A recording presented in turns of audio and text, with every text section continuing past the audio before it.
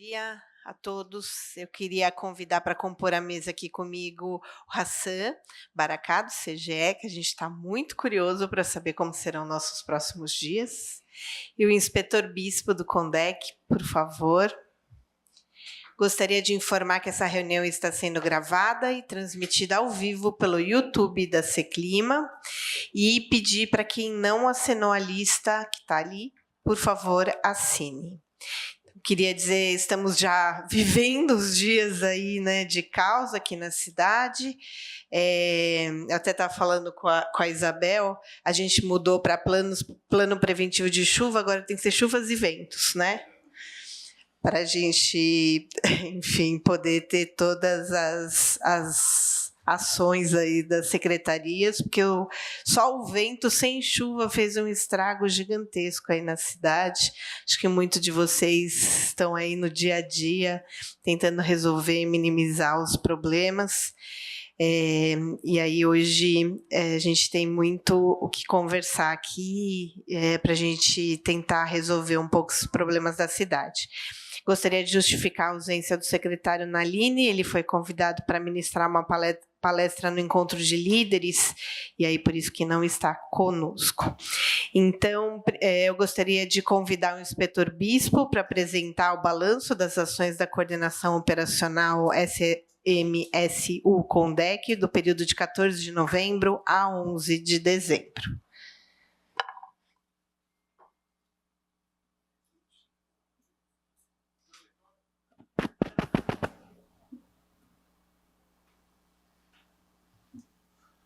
Bom dia a todos. Bom dia, mesa. Bom, senhores, como sempre, a gente vai fazer a nossa apresentação aqui de 1º de novembro de 2025 a 10 de dezembro. É o plano preventivo de chuvas, né? Da balanço das ações da coordenação operacional da Defesa Civil. Como vocês estão vendo aí pelas imagens aí, eu vou falar bem rápido, né? Que são os números que a gente tem, né? Como está o enunciado. O recorde de chamado em um único dia, 4 de novembro de 2023, foi para você ter uma base. E agora, 10 de dezembro, como dobrou aí, quase que dobrou, né? Os chamados, 2.554, devido ao vendaval que teve aí, o ciclone aí, né? Aí a gente já vem posto o tipo de ações de ocorrência, né?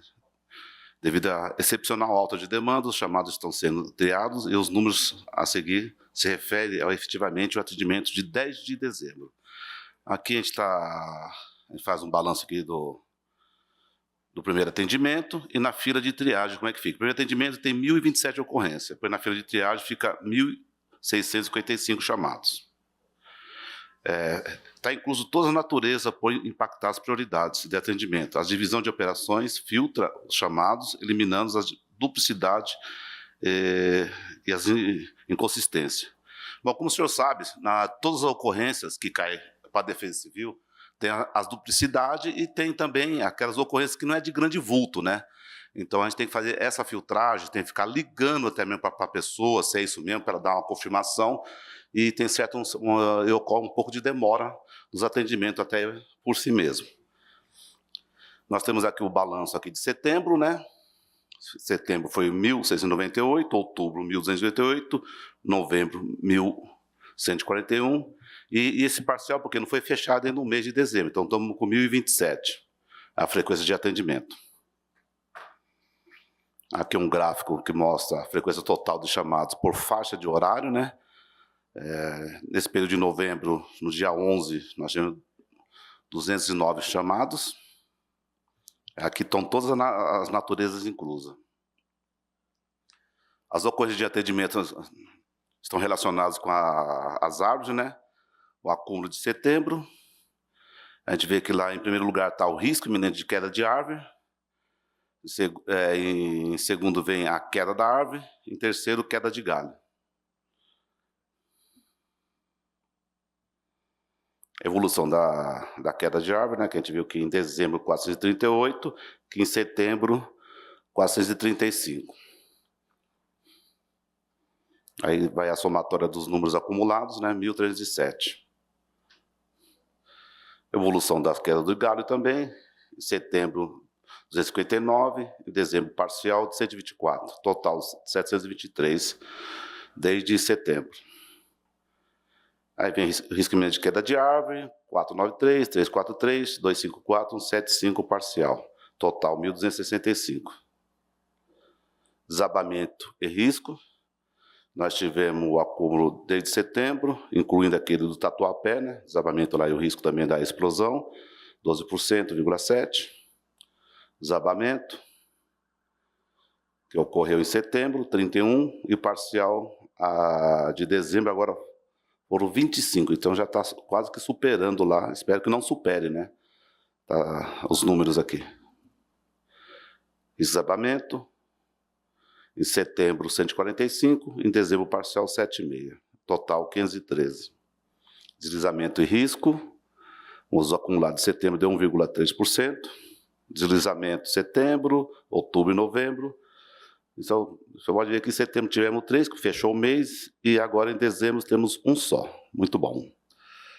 Risco de deslizamento, setembro 22, outubro 10, novembro 15, parcial 6 em dezembro. Acúmulo 53 desde setembro. As vistorias por alagamentos e inundações que nós tivemos. Setembro nós tivemos 23, né? Outubro 11, 3 de novembro, e em dezembro até agora 15. O acumulado desde setembro 52. Erosões nós tivemos 3,1%, tá? 38 de setembro, 41 em outubro, 62 de novembro e parcial de 17 em dezembro, o acumulado de 158. Aqui nós temos o mapa aí do ranking, né? Com o resumo das naturezas atendidas, que começa com riscos iminentes de queda de árvore e vai até soterramentos que nós não tivemos nenhum atendimento. Em novembro nós tivemos 1.141 ocorrências, tá? Que em novembro que tem lá o risco iminente de queda de árvore foi a meta atingida, 254. Já em dezembro, com a parcial ainda não fechada, nós tivemos queda de árvore 438. Se for comparar com novembro fechado, nós tivemos 178. E vamos lá, o soterramento não tivemos nenhum. Essa é a parcial. Comparando os números de ocorrência, em novembro nós tivemos o mês fechado, 1.141, e em dezembro, até agora, até 10 de dezembro, nós tivemos 1.027 ocorrências. Esse acúmulo que teve aqui de dezembro até agora foi devido à chuva que teve esses 2, 3 dias aí, esses vendaval também. O comparativo de distribuição de ocorrências por regiões geográficas. Aqui fala, se você ver a legenda lá em cima, norte é o verde, a sul é o azul, leste é o amarelo, e o cinza aqui, o preto, aqui é o centro-oeste das ocorrências. Eu não vou ler todas, tá? Só observação. E tem os meses embaixo, setembro, outubro, novembro e dezembro. E o parcial agora de dezembro, que é até 10 de dezembro. Aqui nós temos o ranking de novembro, das ocorrências por subprefeituras. Em novembro, quem ganhou foi a Moca, né, nos atendimentos, né? E em última, 5 atendimentos foi Perus. Seguindo a legenda aí, o verde é norte, zona sul é azul, zona leste é o amarelo, centro-oeste é esse cinza ou preto. São os parcial de 1 a 20 de dezembro, nós temos como um ranking aqui Campo Limpo. Eu não entendi porque 20 de novembro o fechamento, senão nem chegamos ainda, né? Mas teve um erro aqui, acho que é até 10 de dezembro, tá? De 1 a 10 de dezembro. Então, até 10 de dezembro, Campo Limpo nós tivemos 102, e aí, em último lugar que nós tivemos aqui foi Cidade Tiradentes. O ranking das ocorrências por subprefeitura segregado por região geográfica. Leste, sul, centro-oeste e norte. Na leste quem ganhou foi a Moca, continuando. Na sul foi a Vila Mariana. E centro-oeste nós tivemos Butantã. E norte nós tivemos aqui Santana, Tucuruvi. Alguns destaques da mídia das ocorrências que ocorreram, né? São as quedas de árvores em Pinheiro, né? Que nós tivemos lá muitos incidentes lá, com perdas humanas, não tivemos nenhuma, graças a Deus, né? Essa ocorrência foi do dia 24 de 11 de 2025, né? Teve o acompanhamento também da CT e pedido deles, né? Nós ainda prestamos o apoio, conforme as imagens aí. a rajada de ventos, né, de hoje teve também 8 de novembro, né, as ocorrências que teve na região de Santo Amaro, Boimirim, Aeroporto, Ipiranga.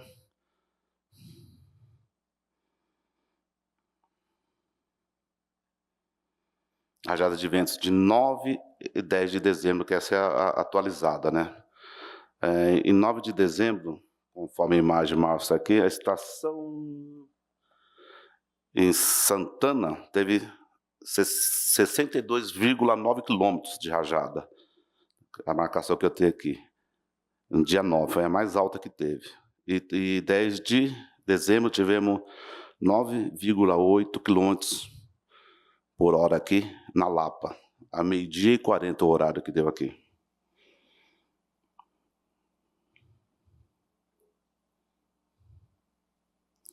Muito vento, né? As rajadas de vento entre 9 e 10, né? Aí tem algumas fotos das ocorrências que nós tivemos, né? E a mídia, como demonstra aí, a motos caída, Papai Noel desmontado, apagão, generalizando da tarde de ventania. Algumas ocorrências aí que nós tivemos aí de desobstrução de vias, né? Outras atividades nossas. Aqui vou falar um pouco, eu acho que vou deixar para a Natália falar sobre esse evento aqui, né, Natália? As Olimpíadas é sua, né? Aqui ela vai falar sobre isso aqui. Bom, vou deixar o restante com ela para falar depois. Aqui são os eventos, também vai ser para a Natália. É seu também? Tá bom. Tá. O mapeamento das áreas de risco que a prevenção faz, que a nossa diretora que está ali, a Natália, vai nos mostrar aqui o gráfico aqui dos atendimentos. Não, isso aqui é seu também, né? Não, eu não vou... Deixa eu ver aqui se tem alguma coisa para mim aqui. Bom, senhores, o mapa nosso que a gente mostrou para vocês aí, tá? Alguém tem alguma dúvida? Quer que eu volte aqui o slide? Tranquilo? Tá. Obrigado.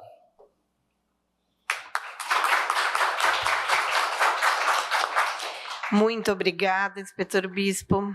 Situação bem complicada, né? Em 10 dias a gente já atingiu aí a meta dos outros meses, né? Então, imagino que vem pela frente.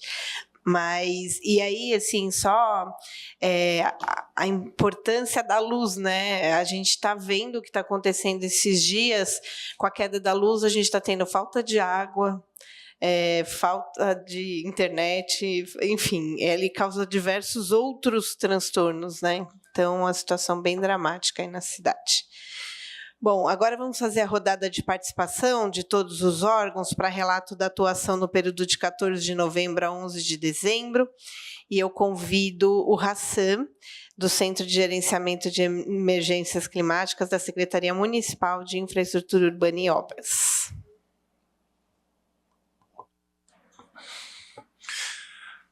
Bom dia a todos. Cumprimento a todos aqui em nome da nossa, que está substituindo o secretário, a nossa colega Luciana. E eu não fiz uma apresentação, né?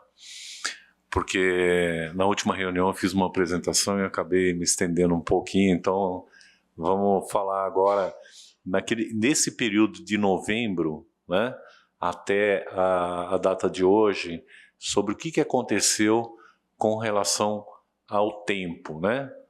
Muita gente confunde clima com o tempo, né? Então vamos tratar então essa questão pontual como tempo.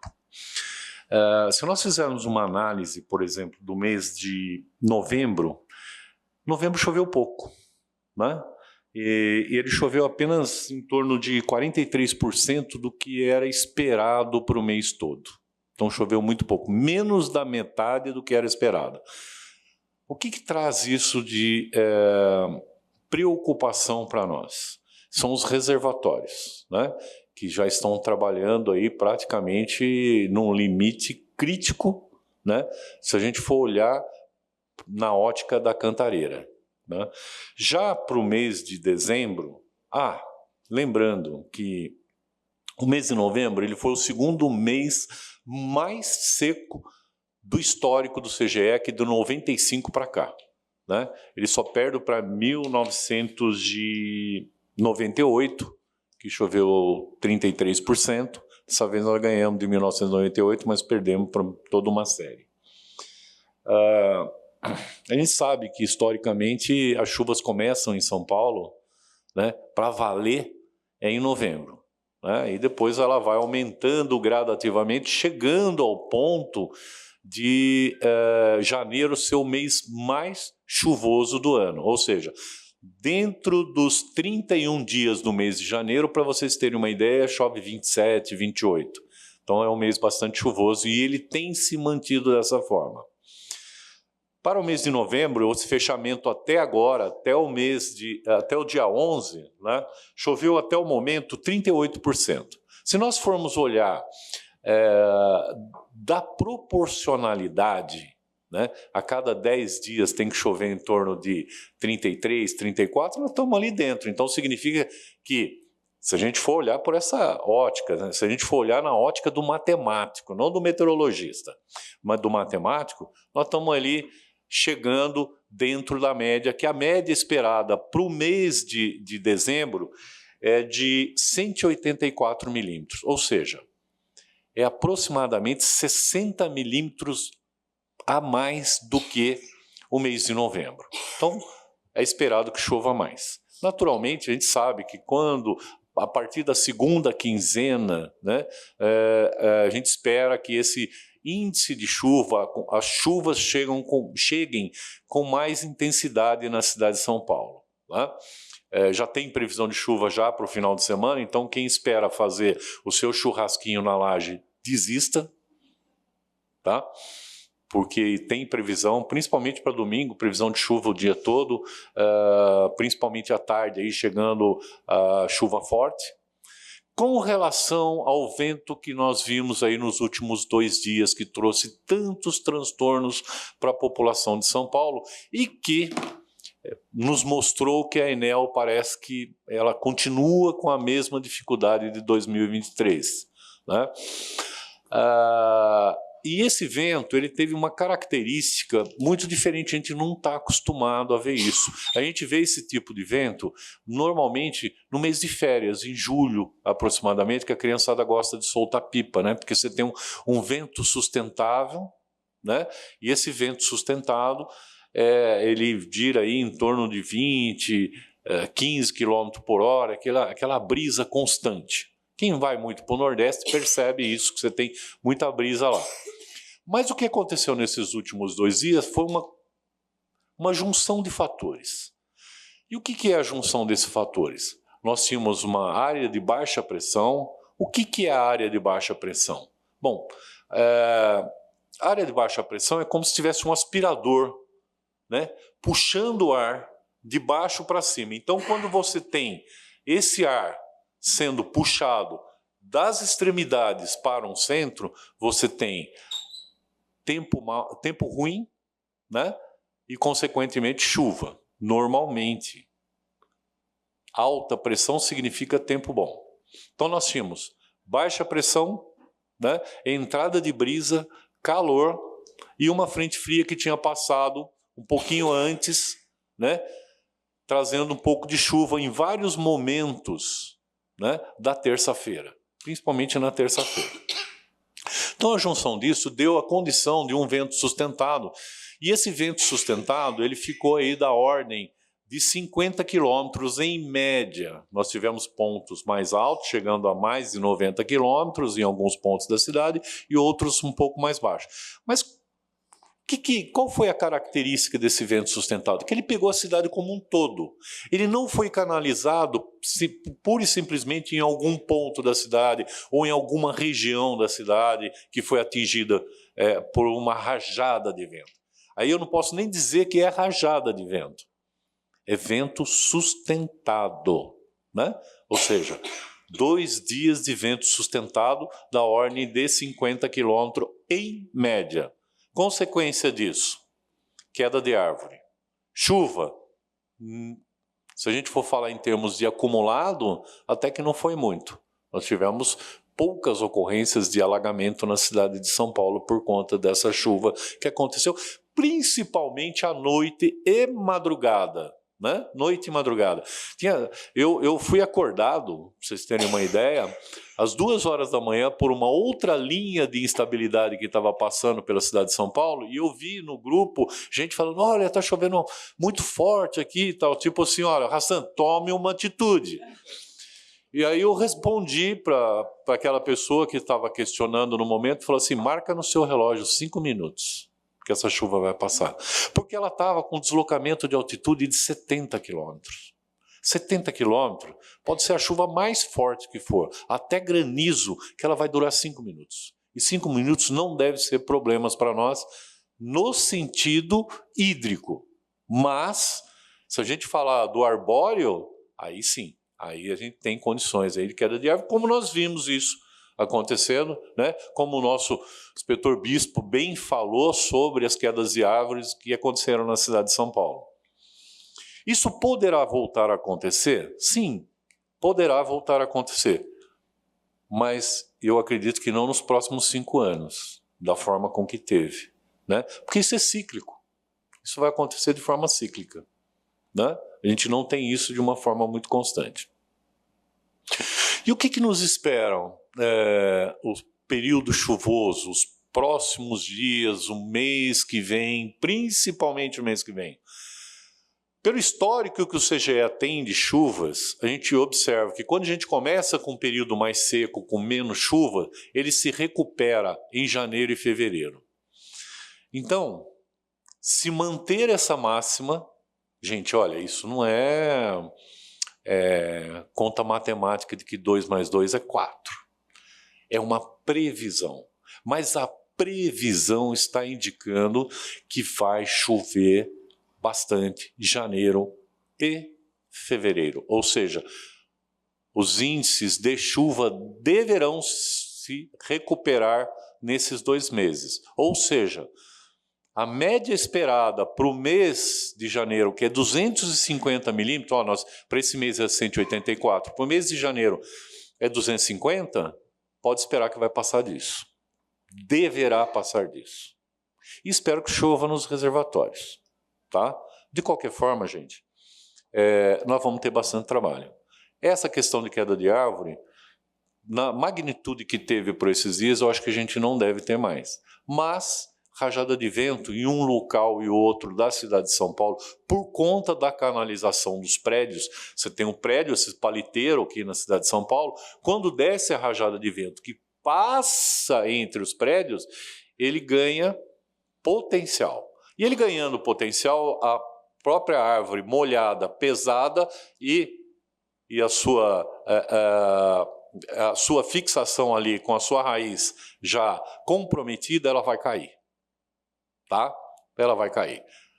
Não o que aconteceu nesses últimos 2 dias, porque a gente começou a observar que em parque, caiu árvore em parque, e aí derruba um pouco aquela tese de que fala assim, olha gente, aquele confinamento da árvore faz com que ela caia. Não, não é só isso. O vento é o principal fator para isso. Tá certo? Então, como eu digo sempre, né, o mensageiro do Apocalipse trazendo aqui para vocês essas notícias, né, que a gente realmente passa por um período, como todo o período chuvoso da cidade de São Paulo. Chove, alaga e cai árvore. É por isso que a gente vai ver, e é bom que a gente sempre fique preparado, como a própria Secretaria Seclima, né, trabalha nessa questão do plano preventivo chuvas de verão, que são poucas as cidades hoje no Brasil que têm essa organização. Então a gente tem que estar preparado para poder dar uma resposta rápida no que diz respeito a essas intempéries que vão acontecer daqui para frente na cidade de São Paulo. Obrigado.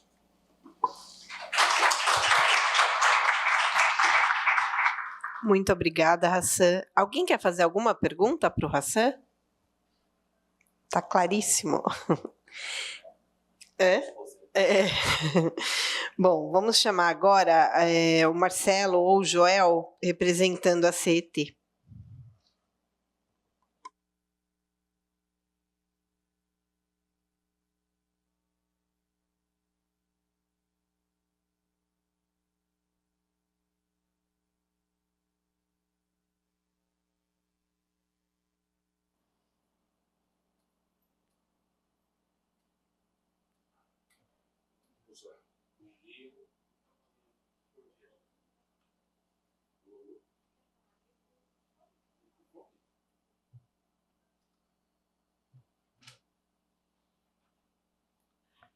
Bom dia a todos, à mesa.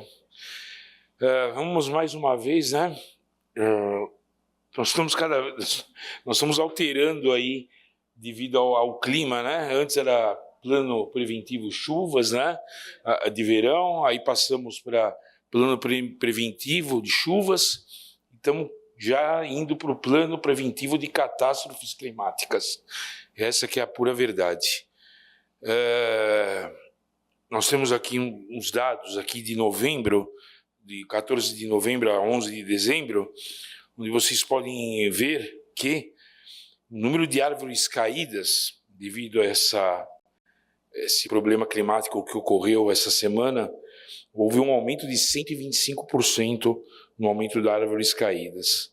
Os solapamentos aumentaram em 10%, o alagamento total, como o próprio Hassan falou, houve um decréscimo de 35% devido a poucas chuvas que ocorreram, e alagamentos intransitáveis também houve um decréscimo de 13%. Uma pena mesmo que o pessoal da Enel não esteja presente aqui na nossa reunião, porque a cidade está com um grande problema em relação aos semáforos na cidade devido à falta de energia.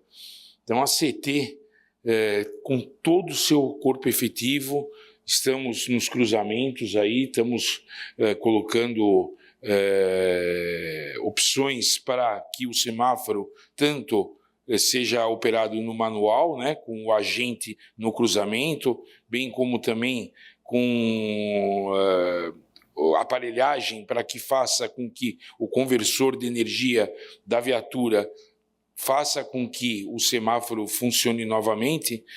Então, nós estamos com... se você pegar todos esses problemas semafóricos devido à falta de energia, mais árvores caídas na cidade que aumentaram, um grande colapso, e que estamos arduamente trabalhando lá com nossas equipes em campo, 24 horas, corpo direcional, a respeito de tudo isso para que as coisas voltem a normalizar. Aqui é um quadro comparativo aí do mesmo período do ano passado.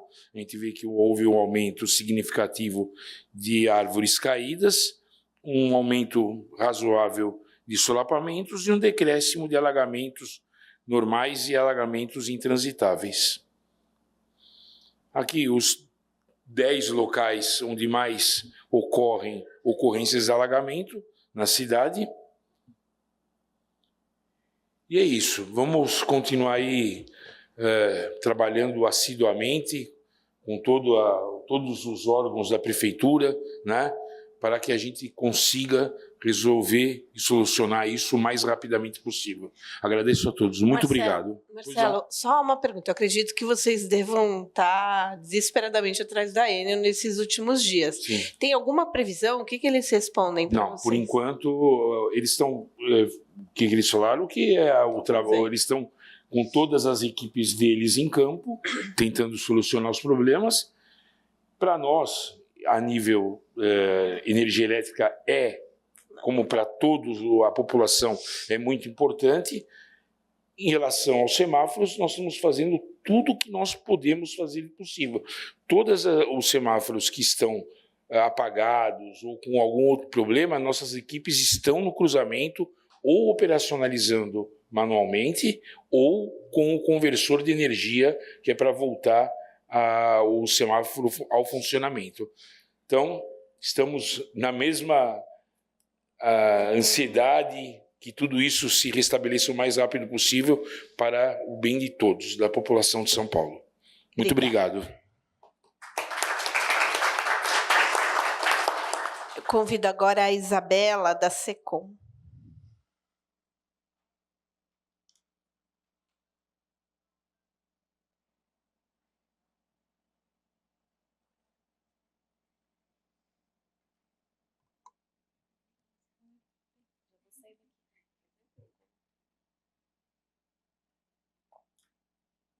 achar o microfone.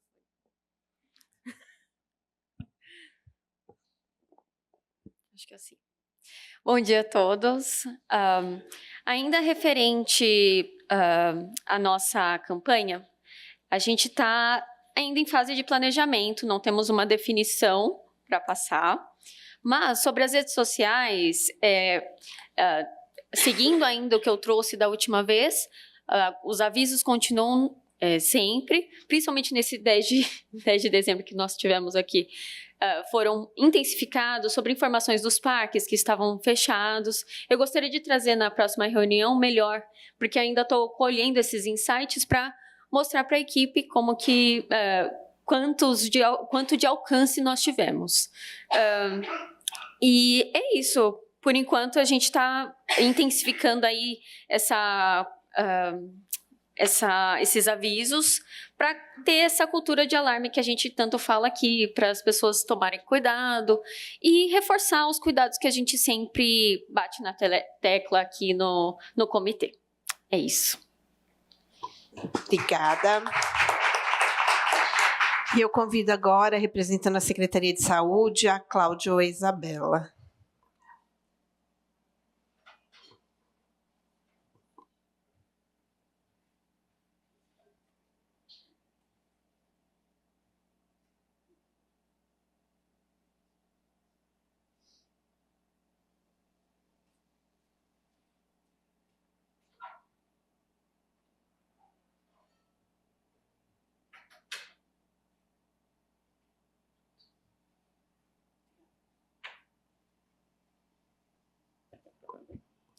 Bom dia a todos, eu sou Isabela, como bem citado, representando a Secretaria da Saúde.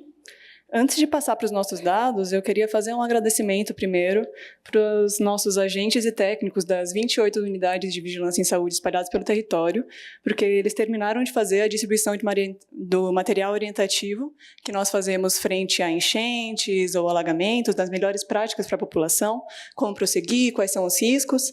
Então, nós temos números bem expressivos. Esses folders e cartazes que contêm essas informações sobre as melhores práticas foram 10.400 folders entregues às UVs, e aí mais ou menos metade desse material, como pode ser visto pelo gráfico, foi retido para elas para ser entregue em inspeções que eles fazem depois desses eventos de inundação ou alagamento. E a outra metade foi entregue a vários equipamentos públicos, assim como os cartazes em A4 e em A3, que também tem números expressivos, de 1.525 e 1.015. A distribuição desses cartazes foi finalizada. A gente atingiu 675 equipamentos públicos, em sua grande maioria UBSs ou AMA-UBS integrada, mas também estamos com esse material afixado em equipamentos que não são só da saúde, como algumas inspetorias da Defesa Civil, alguns postos da GCM, os parques públicos, subprefeituras. Então, estamos espalhadas por vários locais do território. Mais uma vez, agradecer às UVs por ter feito esse trabalho de campo. O Departamento do Vídeo de Desastres, a gente fez monitoramento de alagamentos e enchentes, basicamente, em cima dos relatórios pós-chuva do CGE, pelo Selato Ocidec de tempestade que tivemos nesses últimos meses, e aí, em cima disso, nós analisamos os eventos que estão lá citados para ou continuar o monitoramento lá no departamento, né, à distância, ou enviar as equipes em loco. Esse envio das equipes, então, aconteceram principalmente agora com esse período de eventos, né? Mas foram 4 eventos que a gente realmente alocou as equipes e outros 9 eventos que nós ficamos monitorando sem necessidade de acionar essas equipes.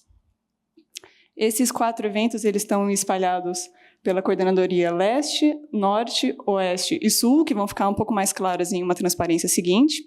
E aí nós tivemos a contabilização nesses 4 eventos de 15 pessoas afetadas, todas elas desalojadas de suas casas.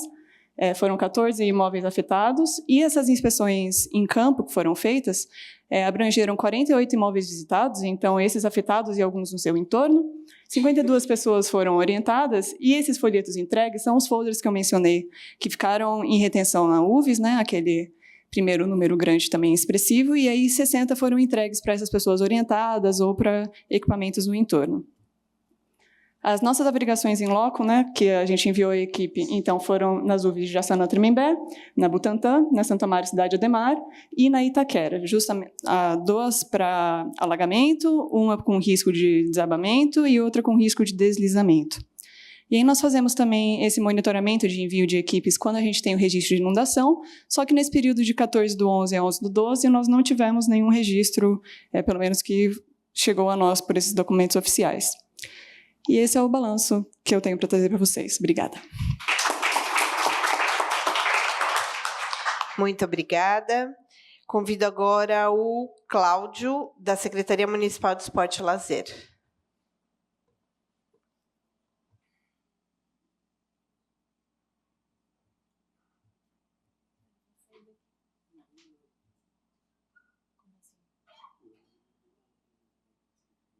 Então, só falar que não tem nenhuma nada a reportar.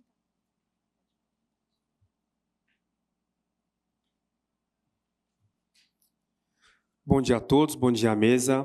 O meu diretor, Daniel, não passou nada para apresentar. Ele fez a apresentação na primeira vez, na primeira reunião, então não teve nada de novidade.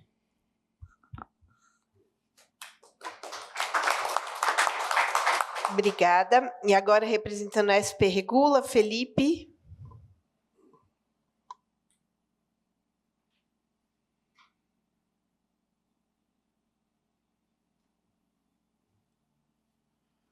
Olá, pessoal. Bom dia a todos.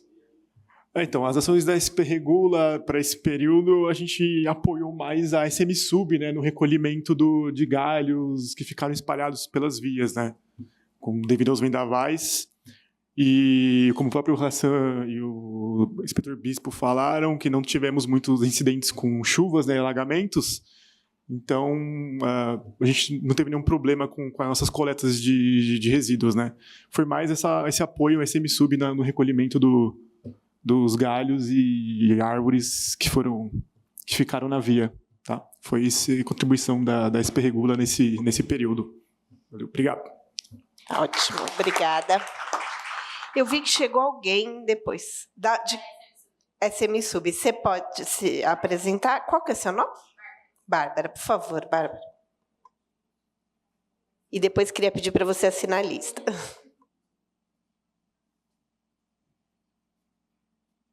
Bom dia, eu sou da Secretaria Executiva de Limpeza Urbana, representando o secretário Osmário. Da parte de limpeza urbana, nesse aspecto, a gente também tem apoiado com as quedas de árvore, né? Mas nós também temos intensificado as limpezas de bueiro. Nos dias de previsões de fortes chuvas, a gente também tem antecipado a coleta da sacaria, os pontos viciados. E nessa última semana, a gente tem aí tanto a SM-Sub, né, DZU, Secretaria Executiva de Limpeza Urbana, tem se esforçado muito na questão do manejo arbóreo, né? E os quantitativos finais a gente vai deixar para apresentar no ano que vem. Obrigada. Muito obrigada. Eu deixei de chamar alguém? Thalita, por favor. Representando a Secretaria de Educação.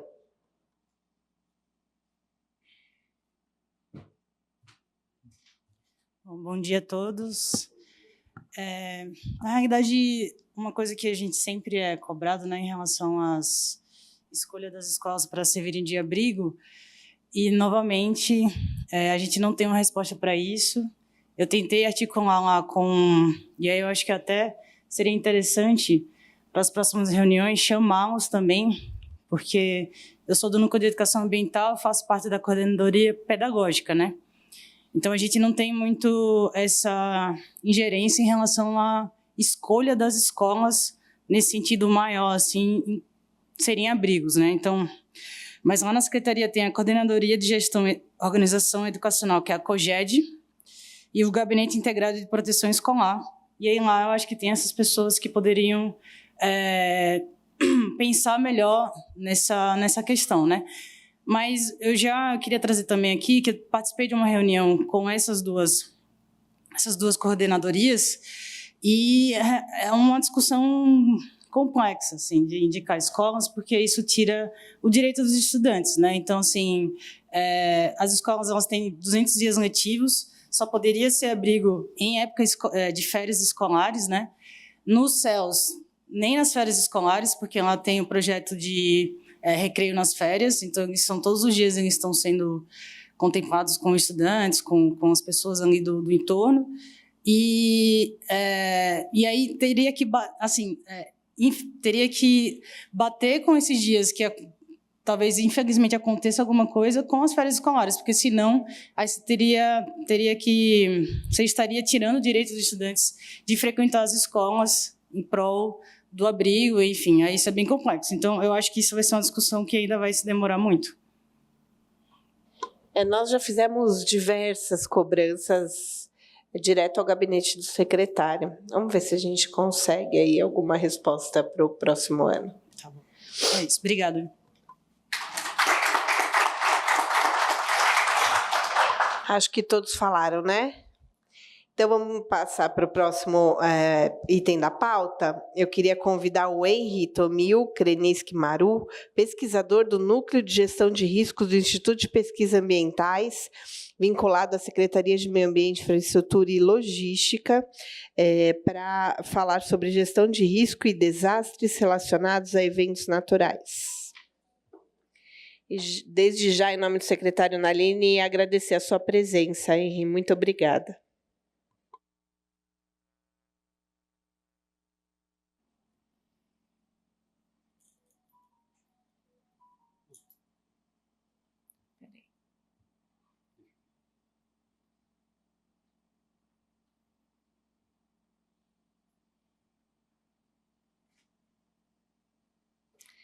Eu acho que a Angélica subiu para me passar a apresentação pelo computador dela para cá. Você quer? Você passou? Ah, tá.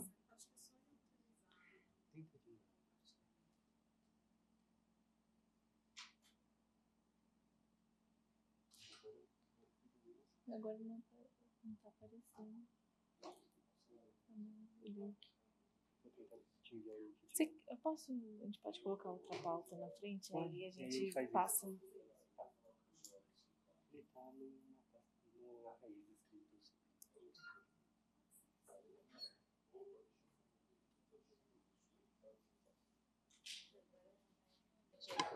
Tá. Então, eu vou chamar a Natália Leite, eles estão resolvendo um probleminha técnico, então, Natália, por favor, a Natália é do SMSU Condec, para apresentar as ações desenvolvidas em 2025 pela Divisão de Prevenção. Ah, tá. Acho que já tinha colocado essa daqui, não é?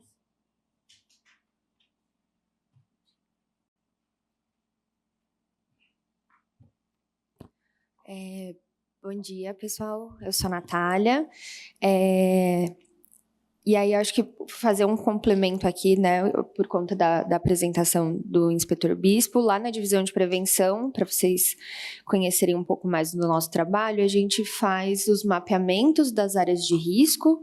Então, a gente mapeia na cidade os riscos geológicos e os riscos hidrológicos, e a gente tem uma frente de mobilização, uma equipe dedicada para fazer ações e treinamentos, e é esse destaque que eu vou dar aqui na apresentação hoje.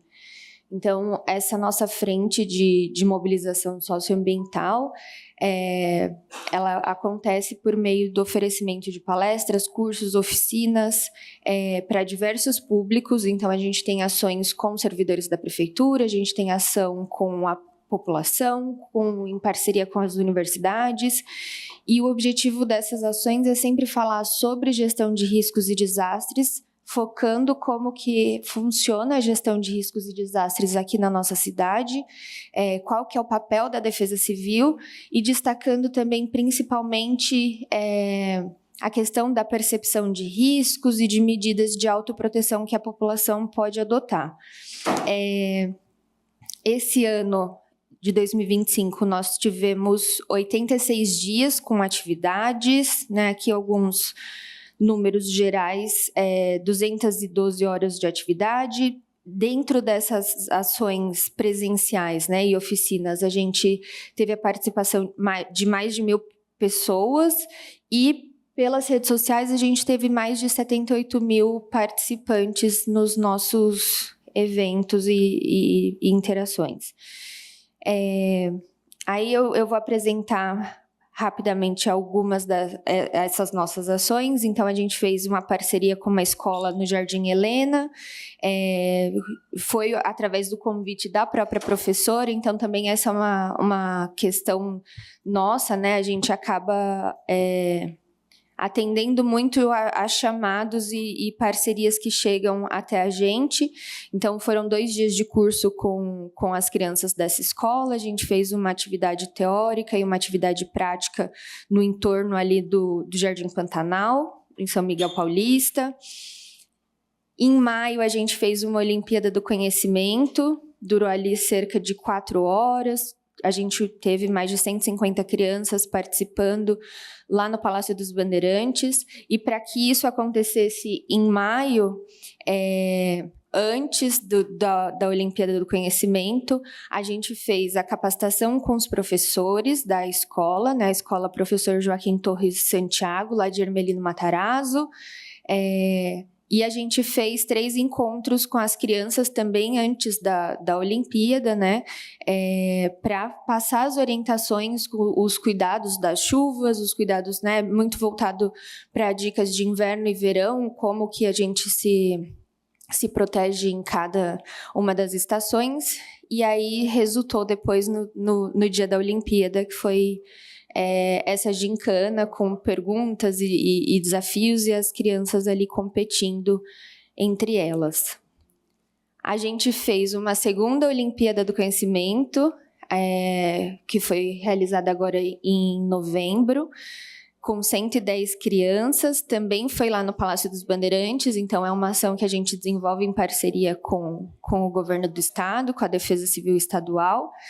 E da mesma forma, a gente teve 3 encontros com essas crianças antes para poder passar todas as informações. E aí foi com uma escola, a Francisco Rebolo, do Campo Limpo. A gente tem uma coisa que eu acabei esquecendo, né? Dentro dessa nossa equipe que cuida da mobilização, a gente tem algumas frentes separadas, né? Então, a gente chama de Defesa Civil na Escola. Então, todas essas ações que são feitas em parceria com as escolas, com crianças, com os professores.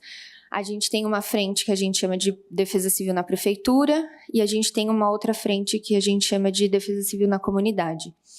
Então, dentro da Defesa Civil na Prefeitura, a gente fez uma parceria com a EMASP e a gente ministrou um curso também sobre gestão de riscos e o papel da Defesa Civil aqui na cidade, em 4 datas esse ano. No total, a gente teve participação de 82 servidores, e eram servidores de diversas secretarias, não tinha um público específico. A gente fez uma parceria com o PAVES para os agentes de promoção ambiental esse ano, lá em Itaquera.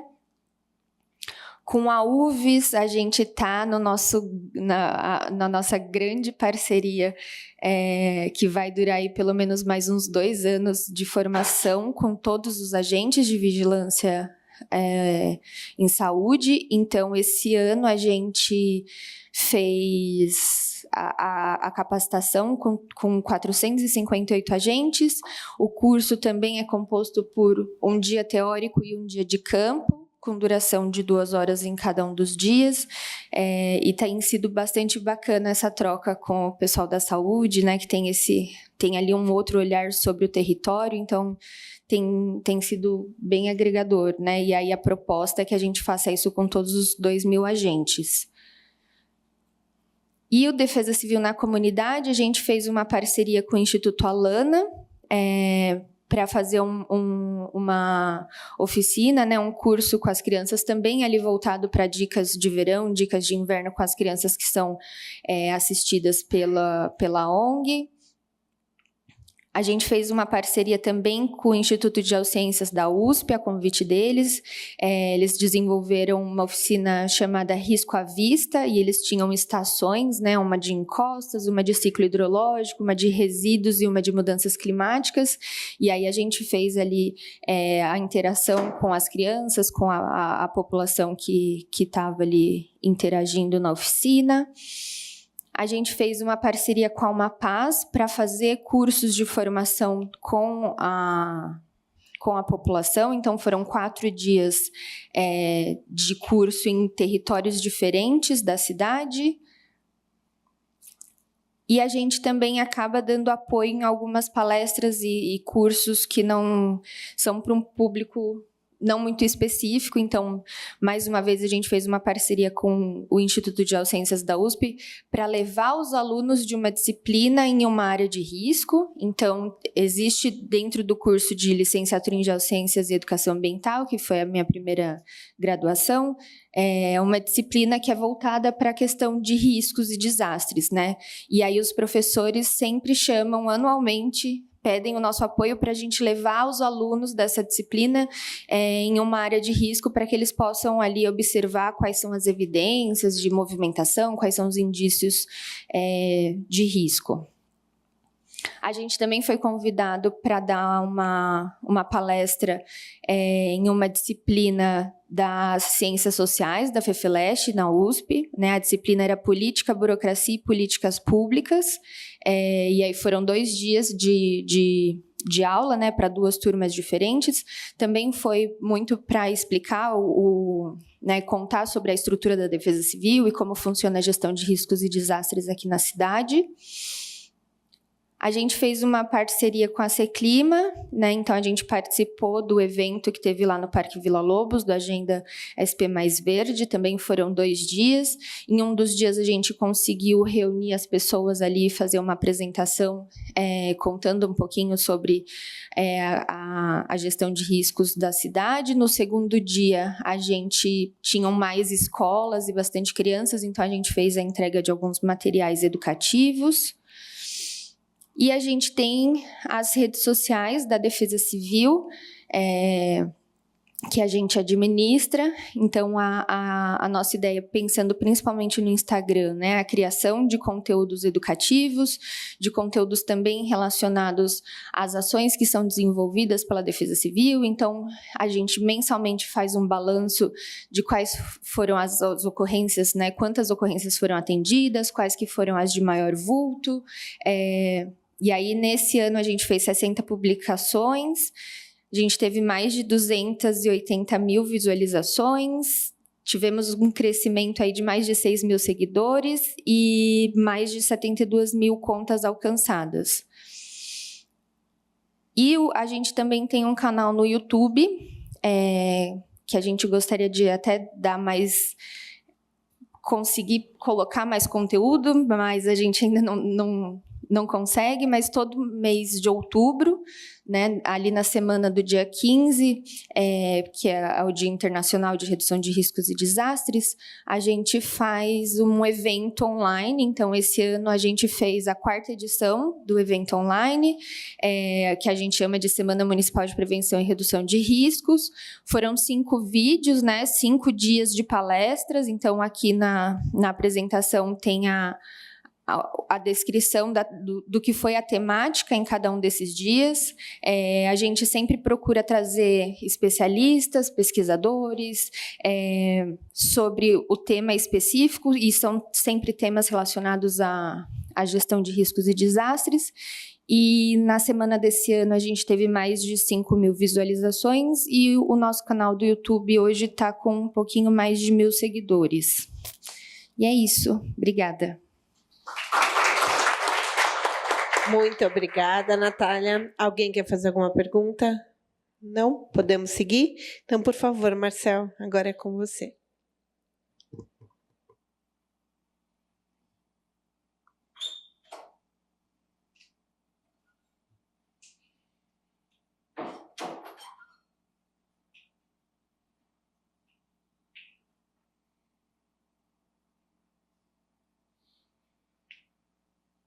Prontinho, agora foi. Nada, imagina.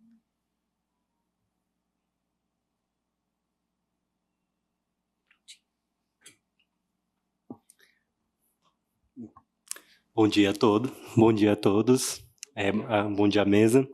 Bem, eu gostaria de agradecer o convite por estar aqui. Bem, como bem apresentado, eu sou pesquisador do Observatório de Lutas Urbanas e Políticas Públicas da Unifesp, e eu também sou pesquisador do Grupo de Gestão de Riscos e Desastres do Estado de São Paulo, no caso.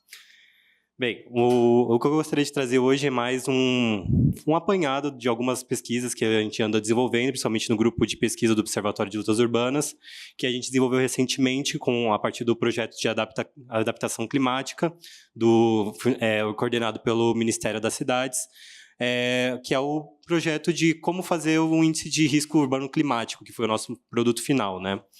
Então, a minha apresentação tem como título Gestão de Riscos e Desastres relacionados a eventos naturais, com enfoque em eventos hidrológicos e meteorológicos, no caso, que são os principais eventos que ocasionam aqui no município de São Paulo, principal.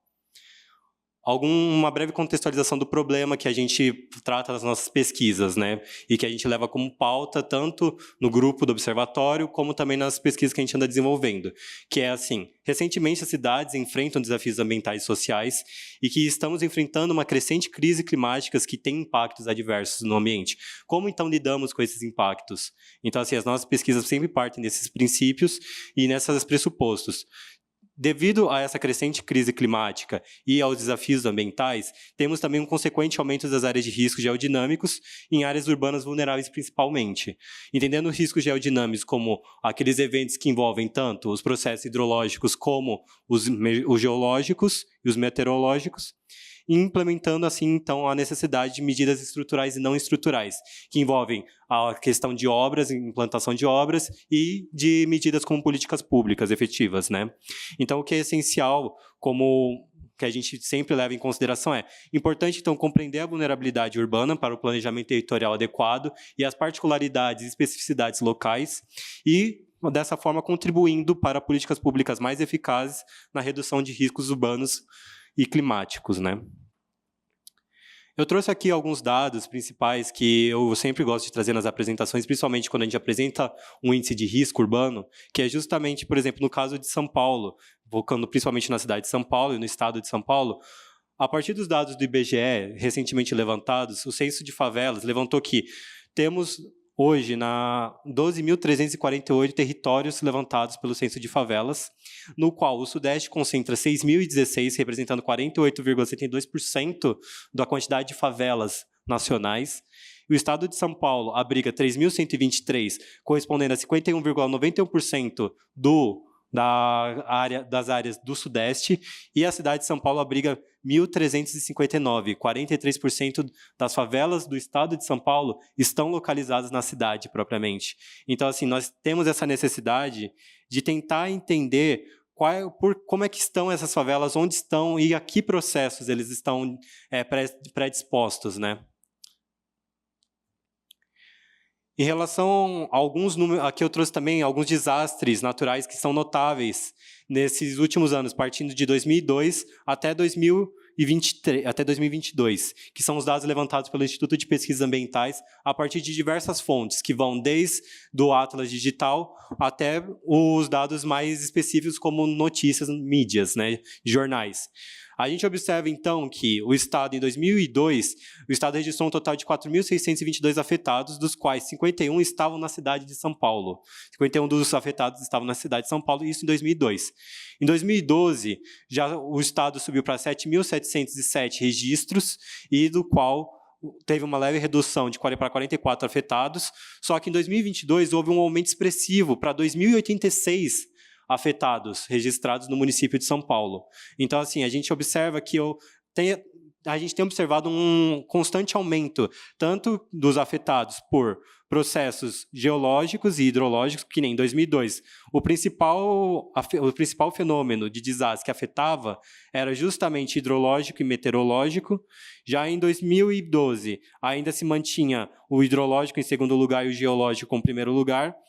E, em 2022, os desastres que mais apareciam no banco de dados eram meteorológicos e hidrológicos, mostrando assim para nós uma urgência de lidar com esse tipo de desastre. Quais são as medidas, então, que a gente teria que planejar e caber, né? Então, há uma necessidade de medir e monitorar esses processos, né? E as populações que estão predispostas a esses processos. Aqui eu trouxe um breve referencial teórico, que eu não vou me estender muito, mas assim, alguns conceitos que a gente leva em conta quando a gente fala da gestão de riscos e desastres, principalmente do nosso conceito de risco para os nossos trabalhos. O risco, entendendo-se como uma relação entre perigo, entre a existência de uma área perigosa, que está predisposta, que tem uma certa magnitude, uma frequência recorrente naquele local, uma área vulnerável com características tanto domiciliares como populacionais que apresentam um grau de vulnerabilidade ou não, e um dano potencial. Por exemplo, se tem uma população, se tem uma quantidade X de habitações ou infraestruturas que estão no local, isso é contabilizado num dano potencial que vai se propagar, né? Então, isso seria basicamente o risco geodinâmico que a gente considera, partindo principalmente da autora de Tominaga e al. A vulnerabilidade como conjunto de condições determinadas por fatores ou processos físicos, sociais, econômicos ou ambientais, ou seja, a vulnerabilidade são todos os condicionantes existentes no ambiente ou na população que levam a uma maior ou menor predisposição a um evento desastroso, e a vulnerabilidade entendendo sempre como 4 aspectos fundamentais. A vulnerabilidade ela não é somente por si só um conceito, mas ela é multidimensional, ou seja, ela apresenta várias dimensões, se apresenta de várias dimensões. Ela pode ser uma vulnerabilidade ambiental, uma vulnerabilidade social, uma vulnerabilidade econômica. Então, assim, ela é multidimensional, ela é dinâmica, ela apresenta várias formas, ela muda conforme o território, ela tem uma especificidade em cada território, então ela é dinâmica.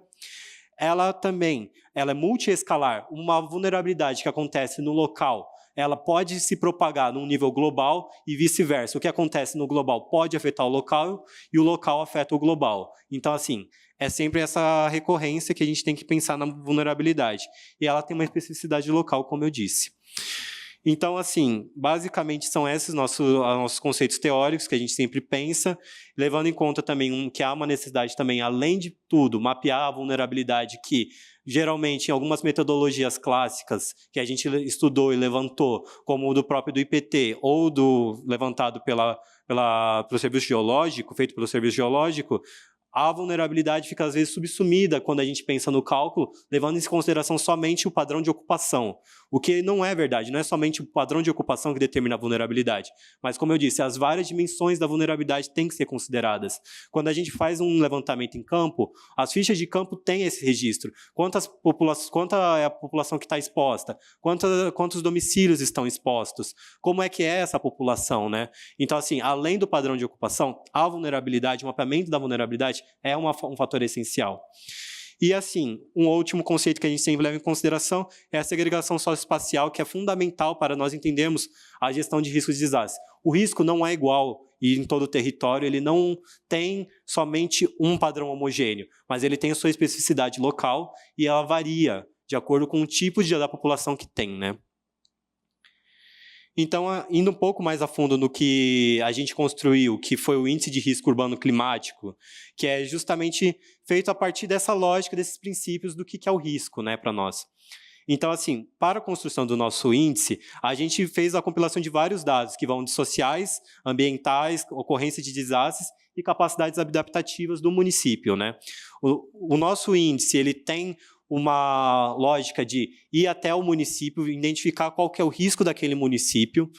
Então, a gente pensa assim, o primeiro índice que a gente criou foi o índice de sensibilidade, que usou principalmente dados do IBGE, que são dados domiciliares, dados populacionais, dados do entorno dos domicílios, né? Que a gente traz essa particularidade local dos municípios num contexto geral, né?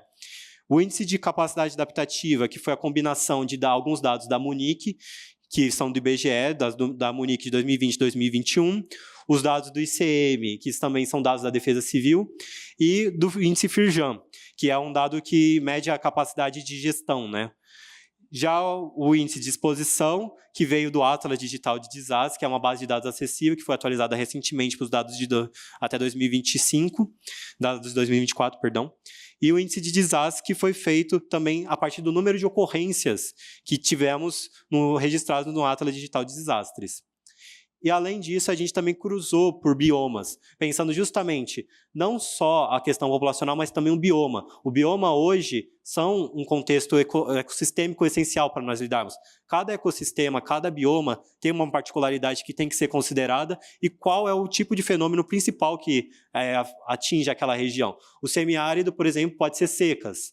Aí já, por exemplo, a Mata Atlântica já tem uma lógica mais igual de São Paulo, realmente, que é processos meteorológicos e hidrológicos. Então, assim, cada bioma tem uma particularidade.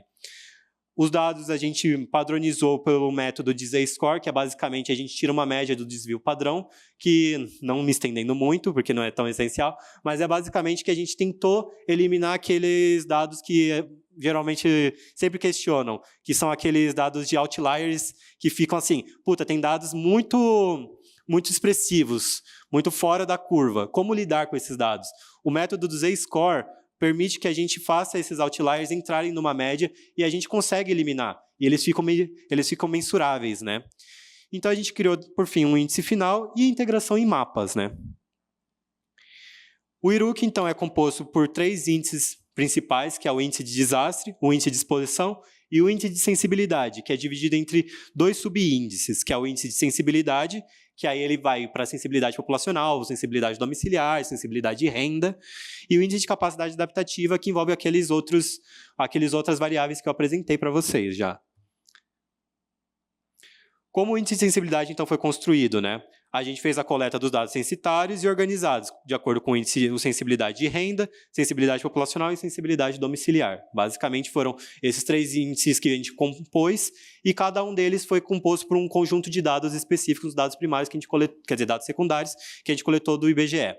Então, aí a gente fez esse índice de sensibilidade populacional, que mostrava como é que a população era, dava essas características populacionais. É uma população mais velha, mais envelhecida, é uma população com maior alfabetização, menor alfabetização, como é que era feito. O índice de sensibilidade domiciliar, por exemplo, rede geral de água, rede geral de esgoto, há disposição adequada de lixo ou não há. Então, a gente pensou nessa forma de criar o índice de sensibilidade. O índice de sensibilidade de renda, a gente também fez nessa lógica. Tiramos uma média, basicamente, do município da renda, e aí a gente teve o índice de renda básico, e aí a gente fez por classes de renda, por exemplo.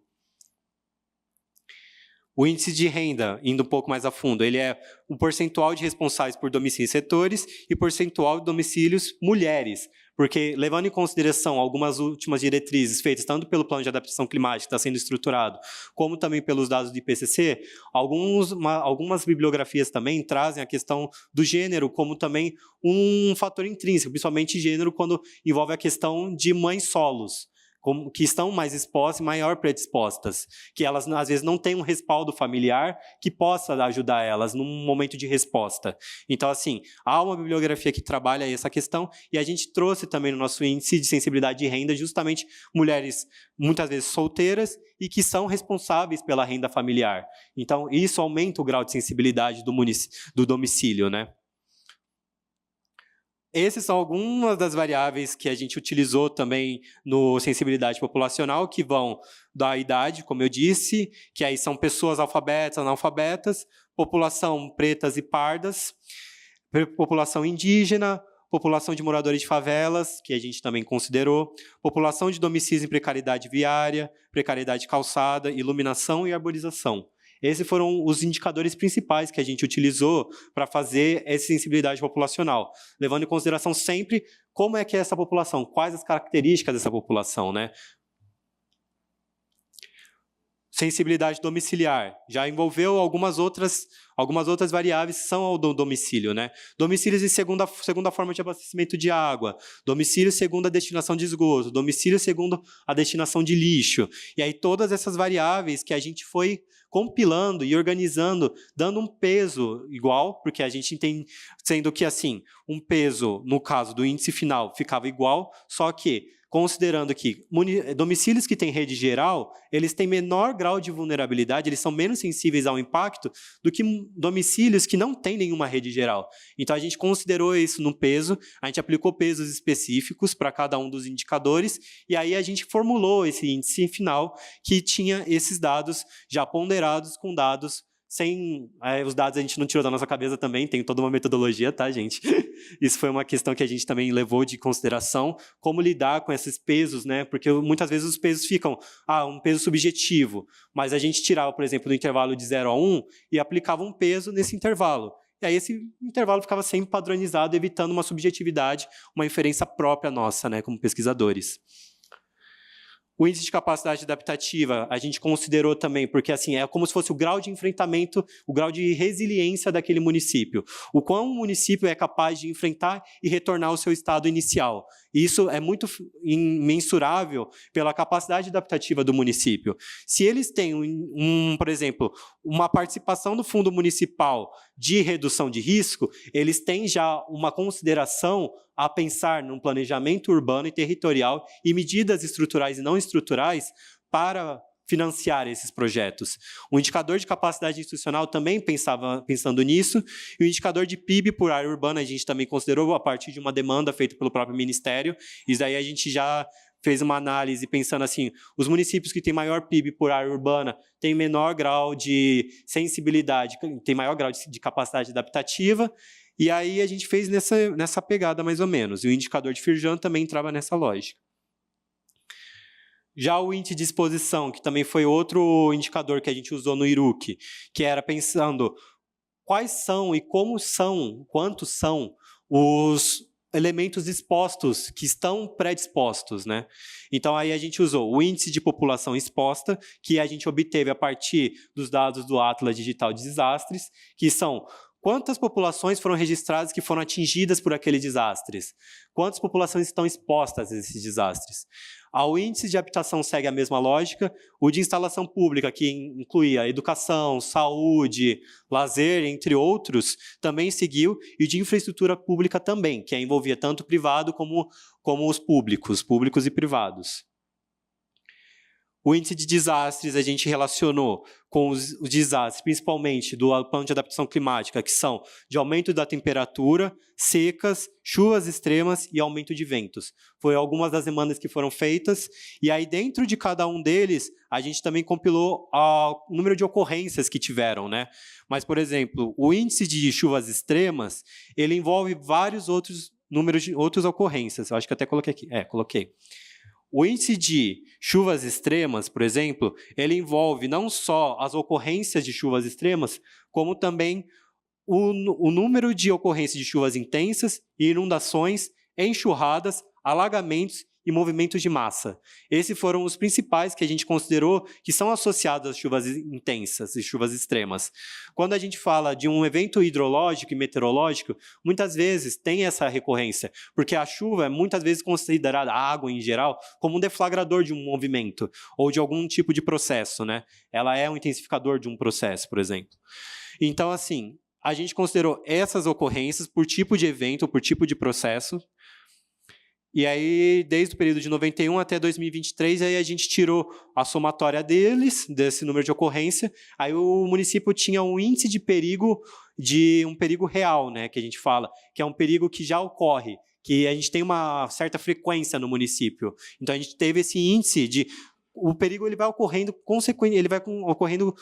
várias e várias vezes, então ele tem uma frequência existente nele. Então, esse é o perigo real que a gente fala, né? Então, o IRUC ele é basicamente esses índices que eu acabei de apresentar, e ele é classificado de baixo até muito alto. Como o Z-score ele apresenta em uma malha numérica que vai de um número negativo até um número positivo, acima do número 1, a gente classificou da seguinte forma. Um IRUC baixo, ou seja, um índice de risco urbano climático baixo, ele tinha um IRUC que variava de menos 1,01 até 0. E aí, a partir daí, a gente foi fracionando. O médio ia de 0 a 0,25, o alto de 0,25 a 1 e o muito alto de acima de 1, um índice acima de 1. Essa fórmula foi para fazer a aquisição das classes, que a gente fez também Isso já é uma forma mais metodológica que a gente pensou. E aí foi feito a partir da média aritmética de todos os índices. Então, o índice de risco urbano climático ele é a média de todos os índices, a combinação deles, dividido e classificado por essas ordens, né? Aqui eu trouxe os mapeamentos que a gente fez efetivamente para o Brasil, os resultados, né, nossos. Aqui é o mapeamento do índice de risco urbano climático por município do Brasil, né? Observem que os municípios com uma coloração um pouco mais para um verde bem claro, eles têm um índice muito baixo, eles têm um índice baixo, um índice de risco muito baixo e muito alto já nas partes mais, por exemplo, lá para o norte, nordeste, alguns municípios do sul ficaram, do centro-oeste, Campo Grande, por exemplo.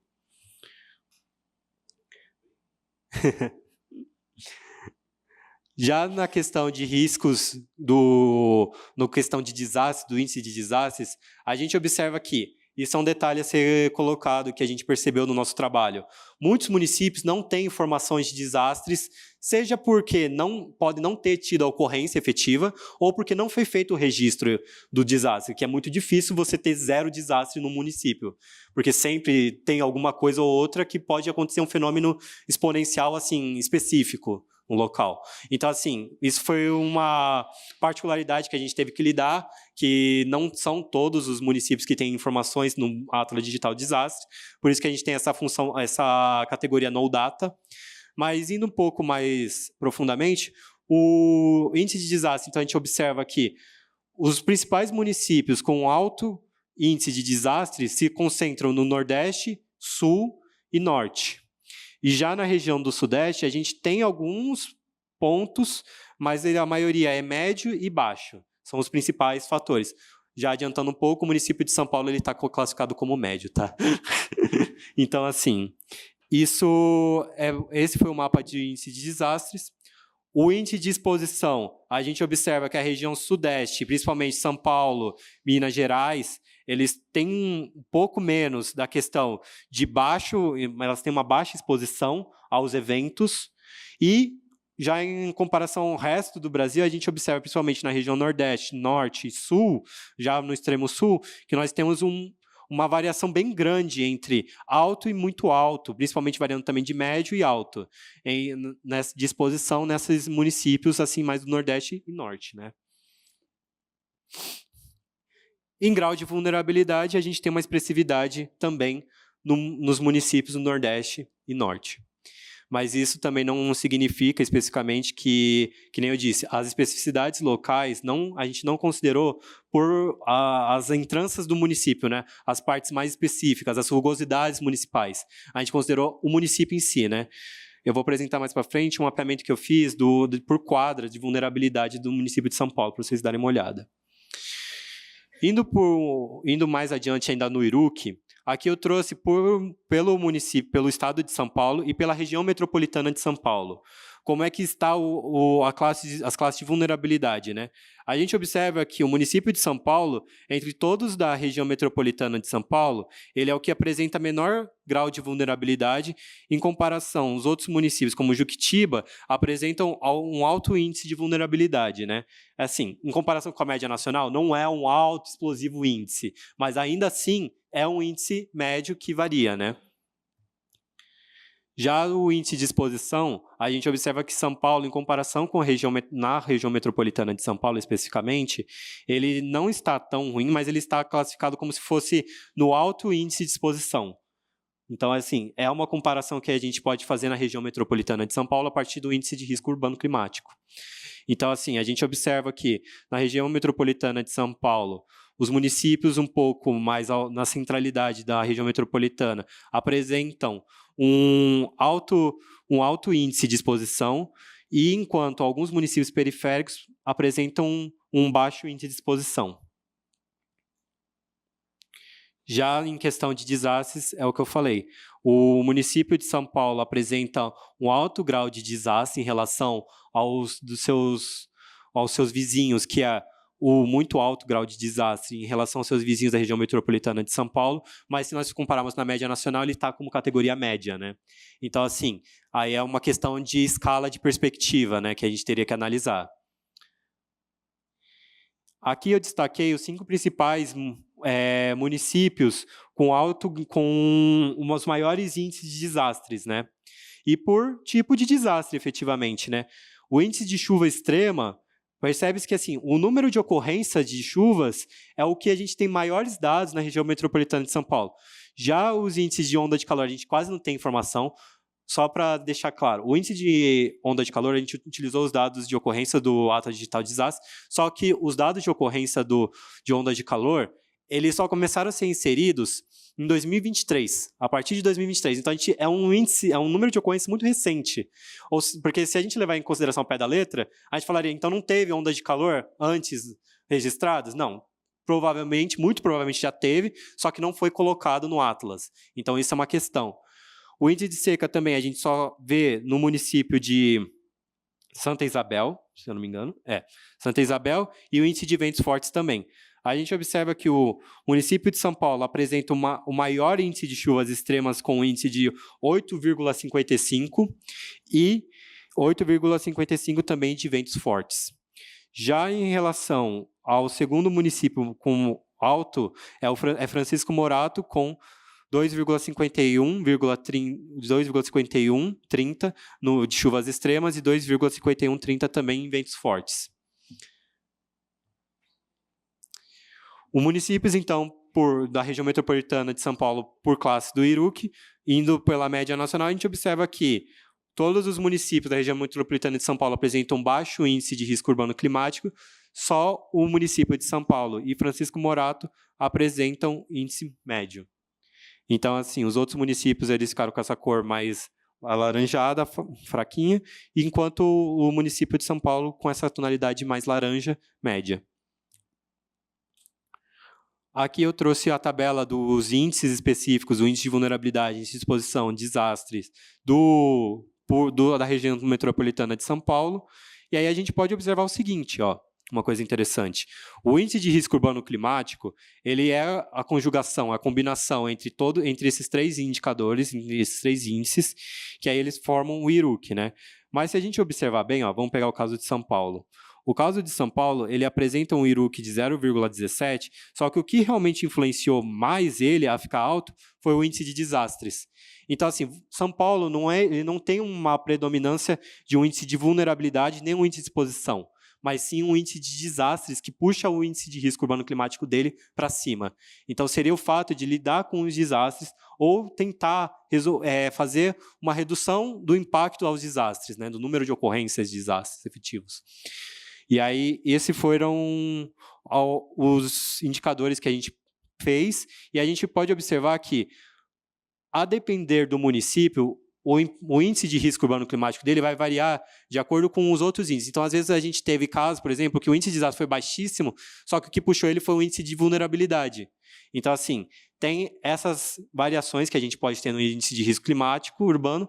Então, não significa que é porque o seu município está em um índice muito alto que todas as variáveis, que ele está ruim em tudo. Mas é que, às vezes, uma variável dele tem que ser solucionada para ele diminuir o risco dele, né? Então, umas considerações finais. O município de São Paulo, ele está classificado como o 1128º município com maior IRUC nacional e na escala estadual como o 4º com maior IRUC, tá? Então, São Paulo está bem, razoavelmente, em escala nacional e escala estadual também, a gente considerando que o município de São Paulo ele apresenta uma predominância de um índice de risco urbano climático médio, ele não está tão fora da curva e está bom, né? Aqui eu trago um mapa de vulnerabilidade a processos geodinâmicos por quadras de uso residencial do município de São Paulo. Esse é um mapa que eu desenvolvi no meu trabalho de conclusão de curso, que foi justamente pensando como é a especificidade local de cada bairro, de cada local. Até então, o mapeamento que a gente tinha era em escala distrital. De cada distrito tinha um grau específico de vulnerabilidade. O que eu propus, nesse caso, foi fazer um mapeamento por escala de quadras. Cada quadra tem um grau de vulnerabilidade, que então a gente pode perceber que é o seguinte: áreas periféricas apresentam um muito alto grau de vulnerabilidade, enquanto áreas centrais apresentam uma baixa vulnerabilidade. Então, assim, a gente percebe que, a partir desse mapa, os locais específicos onde poderiam ser feitos as intervenções de forma mais pontuais e direta, solucionando problemas práticos e existentes. Então, assim, esse foi um mapeamento que eu tinha elaborado no meu TCC, que eu decidi trazer mais por questões para vocês verem como é que seria um mapeamento mais localizado e pontual. Esses dados que eu utilizei para fazer esse mapeamento de vulnerabilidade na época eram só dados de 2010 e agora eu pretendo atualizar para os dados de 2022, tendo um mapeamento por quadras. Então, era basicamente isso, gente. Agradeço a todos.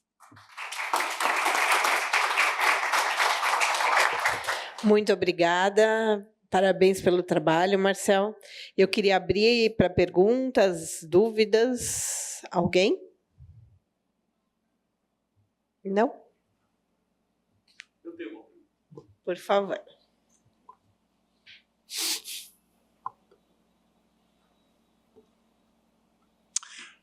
Parabéns pelo trabalho. A gente viu que vocês usam muitas variáveis para fazer a classificação do IRUC. Estou falando correto? Isso. Quando você, por exemplo, classifica a cidade de São Paulo... Bom, primeiro deixa eu só te falar que você mostrou um slide quase no final, no IRUC, eu acho, se eu não me engano, mostrando a cidade de São Paulo em vermelho. Isso. Tá? E você falava que esse vermelho significava médio. Isso. Isso. Isso, aí, essa imagem. Sugestão. Tira o vermelho. Tá? O vermelho sempre ele remete a um nível muito mais alto, mais grave. Uhum. Tá? Eu acho que se você colocar, sei lá, um azul, ou sei lá, qualquer outra cor aí, um amarelo, talvez ele vá expor melhor essa sua informação. Bom, voltando então, sobre o IRUC, como ele tem várias variáveis, quando você fala, por exemplo, como você fala, classifica a cidade com o IRUC médio. Certo. Para a população do Baixo Afeganistão, ele entende o quê? Desculpa, é só uma colocação, porque assim, a gente está acostumado a trabalhar com emergência, né? E deflagrar as emergências na cidade de São Paulo. Então a gente costuma usar termos, por exemplo, que a pessoa quando recebe aquela informação, ela entende exatamente o que a gente está falando, né? Uhum. O seu trabalho, ele é fantástico, porque eu acho que ele dá uma ferramenta, né, para que a gente possa entender melhor as vulnerabilidades da cidade ou do país, vamos dizer assim. Sim. Tá? Eu quando vocês pensarem em alguma coisa de passar uma informação que se você tirar isso de dentro do círculo acadêmico, vamos dizer assim, né? Uhum. E levar isso para a população, qual seria a ideia? Bem, agradeço, né, o comentário. Eu vou também agradeço também a questão do mapa, né? Eu vou ver isso depois, realmente. Em relação à disponibilização e comunicação, né, do nosso trabalho, a gente pensa que é o seguinte, né? O trabalho foi feito sobre uma demanda do Ministério da Cidade em colaboração com o Observatório das Metrópoles, né?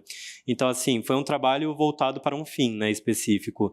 Então, inicialmente, a gente realmente não tinha essa proposta de fazer uma comunicação ao primeiro momento do indicador, mas quando a gente pensa numa lógica mais assim de comunicação, realmente entra o que o senhor falou, né?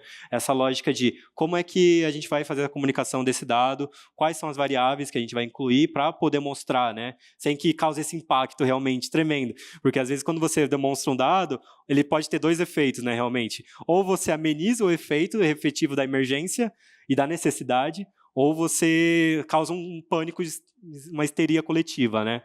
Então, realmente, é sempre uma sensibilidade, como comunicar o dado, né?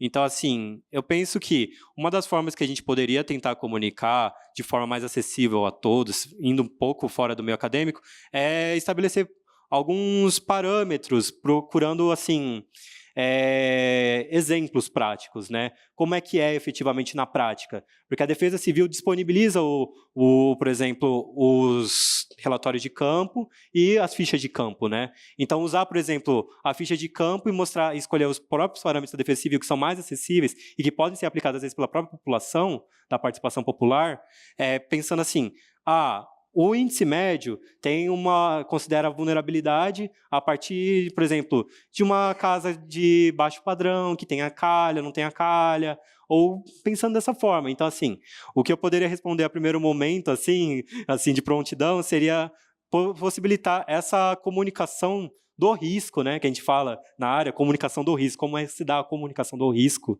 efetivamente, a partir de exemplos práticos do cotidiano, né, porque o risco não é só realmente um meio técnico, científico, informacional, burocrático, né, quem está lá na área, quem está lá, seja os gestores públicos, seja os agentes da Defesa Civil, seja a população propriamente, que está lá na linha de frente fazendo isso. Então, como comunicar essa falha? Como comunicar isso? Então, assim, até nos cursos da Defesa Civil, se eu não me engano, que como eu trabalho lá com o pessoal do Instituto de Pesquisas Ambientais, eu vejo eles falando do curso, né? Então, assim, ensinar, por exemplo, observar trincas na parede, você vai estar vendo que está havendo movimentação, tem uma árvore inclinada. Então, assim, eu penso que assim, a comunicação do risco vai além do fato da educação ambiental, mas também como você passar esse tipo de informação, realmente. E eu acho que a melhor forma é pelos exemplos práticos e pelo que já tem feito do material pedagógico da gestão de risco. E eu acho que respondendo um pouco a pergunta, eu espero que tenha respondido, mas respondendo assim, sinteticamente, inicialmente a gente realmente não pensou, foi realmente uma questão que a gente pensou, agora o senhor falando que a gente tem que pensar como comunicar, né? Não ficar uma coisa só enclausurada num meio só. É isso. Obrigada. Eu queria agradecer cada um de vocês, agradecer ao Marcel mais uma vez pela presença, pela apresentação. Quem a gente não vê... O que eu falei? Ai, desculpa aí, desculpa, não sei porque eu falei, Marcelo. Tem cara. Desculpa. Quem não nos vemos até o final do ano, boas festas a todos e que possamos voltar em 2025, 2026 com muito mais força. Obrigada.